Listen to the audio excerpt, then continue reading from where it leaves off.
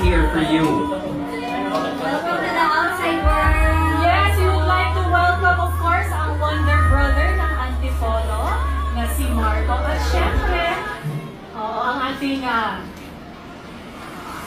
yes, maraming salamat. Welcome back to the outside world, Eliza and Marco. Gusto ko syempre sa tanongin muna ang ating determinadong bilang ng Cavite. Alam ko magkasama kayo dito, pero ano yung pinaka-mamimiss ninyo na isang bagay mula sa bahay ni Kuya? Ako po, yung isang bagay na pinakamamiss ko sa loob ng bahay ni Kuya, isang samahan ko na napupunan ko.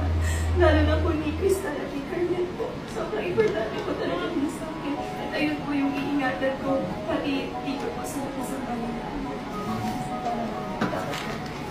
Para sa akin naman po, isang bagay na na-respect sa yung tawanan namin yung mga simpleng ginagawa namin despite every hardship na pinagdaanan namin sa house. Nagagawa pa rin po namin hanapin yung saya. Sabi naman